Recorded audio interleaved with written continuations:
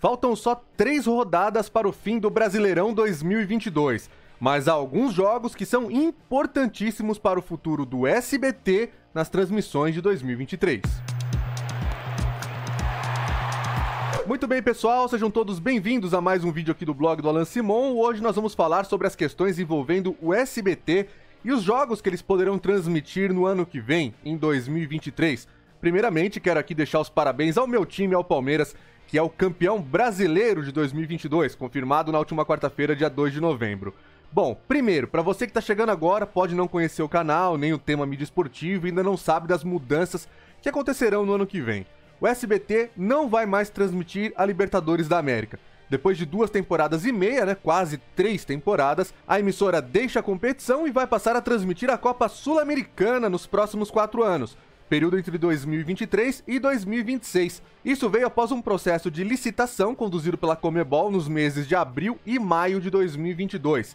Na ocasião, o SBT queria mesmo era renovar a Libertadores, mas quem saiu vencedora nessa batalha foi a Globo, que também terá por 2023 a 2026 os direitos de transmitir os jogos, só que da Libertadores da América. Então, o que nós teremos? Eu venho falando muito nas lives aqui do canal. Eu sei que muita gente não tem tempo, não tem disponibilidade para acompanhar as lives, então era muito importante eu trazer esse tema aqui para um vídeo também, que é a questão do G-Globo e do GSBT, que eu tô chamando. G-Globo são aqueles times que vão disputar as competições continentais, a competição continental, transmitida pela Globo no ano que vem, que é a Libertadores. E o GSBT é a galera que vai para a Sul-Americana. E ao longo das rodadas do Campeonato Brasileiro, a gente vem acompanhando isso, porque vai definir muito o peso que cada emissora terá nos jogos que vai transmitir em 2023. E a Globo, a gente sabe que com o Libertadores da América, seja qual for o time, pra ela tá muito bom. É óbvio que é melhor que sejam Flamengo, Corinthians, São Paulo, Palmeiras, mas a Globo não liga muito pra isso. O SBT, por sua vez, já não. O peso do time, o tamanho da torcida influencia demais. Se ele tiver apenas times que não têm torcidas grandes em termos nacionais, ele vai se sair prejudicado. E há uma diferença também contratual entre a Libertadores e a Sul-Americana que explica isso.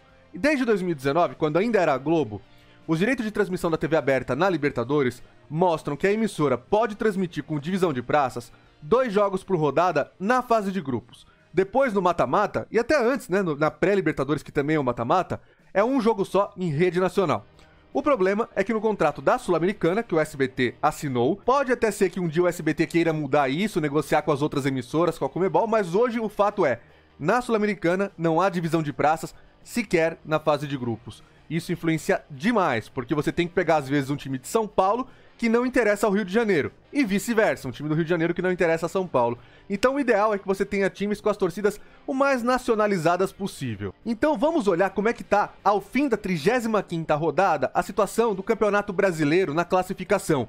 Quem estaria indo para a Libertadores, que é a competição da Globo? Vamos ver. Por aí a gente vê, Palmeiras é o campeão brasileiro, tá claro na fase de grupos da Libertadores, assim como já estão garantidos o Internacional, o Flamengo, que é campeão da Copa do Brasil e também da Libertadores, o Fluminense como 4º colocado, e aí as 2 vagas que o Flamengo tá abrindo, como campeão da Copa do Brasil e da Libertadores. Uma delas já está garantida, é o Corinthians. O Corinthians vai jogar a fase de grupos da Libertadores. A outra vaga direta está ali com o Atlético Paranaense, mas que está sendo perseguido de perto pelo Atlético Mineiro e também pelo São Paulo. Briga ainda ali por Libertadores o América de Minas e o Fortaleza também. Aí a gente vai olhar agora a zona do SBT, que tem o América, o Fortaleza, o Botafogo, Santos, Red Bull Bragantino e Goiás. Só para não dizer que eu estou esquecendo de algum time, o América e o Fortaleza têm chances menores que 2% de classificação para Libertadores, de acordo com o site Chance de Gol. E o Botafogo e o Santos, menores que 1%. Para o SBT, é muito melhor que o São Paulo e talvez até o Atlético Mineiro fiquem na Sul-Americana, não vão para a Libertadores da América. Há 2 caminhos para isso. Um deles é tirar esses times da zona da Libertadores agora, é ficar secando eles. E esses são os jogos do Brasileirão que são muito importantes para o SBT. As 3 partidas de cada um deles agora nessas últimas 3 rodadas. É claro, e eu vou falar depois desses jogos, depois de a gente analisar, que há um outro cenário também para que eles estejam na Sul-Americana no ano que vem. Mas vamos ver como é que tá a tabela do São Paulo e quais são os resultados que o SBT precisaria para ter essa equipe, uma das maiores torcidas do país, jogando na tela da emissora do Silvio Santos no ano que vem. O São Paulo enfrenta o Fluminense, que já está classificado para a fase de grupos da Libertadores, fora de casa no próximo sábado, dia 5, às 4h30 da tarde. Depois ele joga contra o Internacional, que já não tem mais chance de ser campeão brasileiro, tá garantido na fase de grupos da Libertadores, na terça-feira, às 9h30 da noite. E na última rodada, o São Paulo enfrenta o Goiás, que ainda tá brigando ali, né, pra garantir vaga na Sul-Americana, está praticamente confirmado nela. Então são jogos que são difíceis, mas não são equipes que estão brigando por muita coisa no campeonato. O Goiás deve confirmar em breve a sua vaga na Copa Sul-Americana e não tem chance de ir para a Libertadores. Então o caminho do São Paulo é mais ou menos tranquilo. É claro que o São Paulo tem uma mania de complicar jogo que ele poderia ganhar mais facilmente.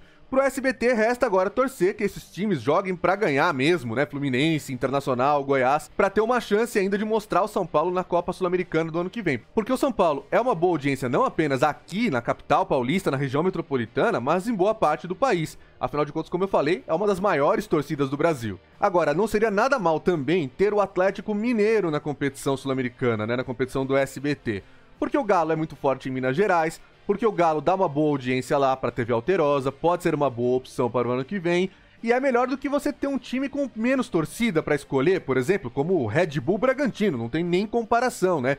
Se você coloca aí no cartel de escolhas do SBT, no cardápio, um Atlético Mineiro, a situação fica bem melhor. Então vamos ver quais são os últimos 3 jogos do Galo no Campeonato Brasileiro, que o SBT, não tô dizendo que vai secar não, tá? Mas que seria melhor para o SBT que o Atlético Mineiro perdesse e não fosse para a Libertadores. O Galo enfrenta o Botafogo na próxima segunda-feira em casa às 8 horas da noite. O Botafogo que sonha ainda com Libertadores, mas está muito difícil.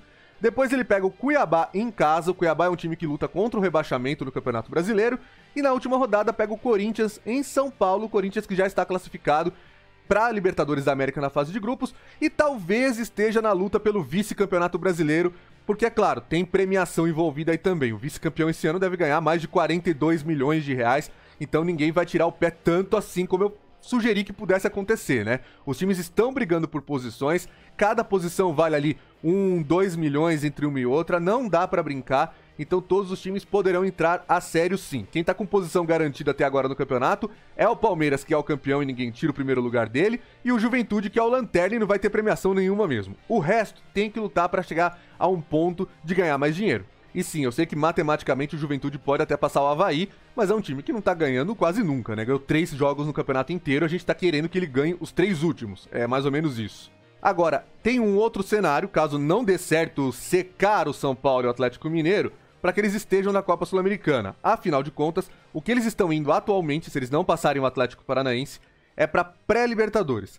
E na pré-Libertadores, os times brasileiros disputam 2 fases antes de chegarem à fase de grupos. Se você chega à pré-Libertadores e cai já no primeiro confronto, um abraço, o seu ano na Conmebol acabou. Agora, se você passa por esse primeiro estágio e cai no segundo, você disputa a Copa Sul-Americana na mesma temporada. Foi o que aconteceu agora em 2022 com o Fluminense.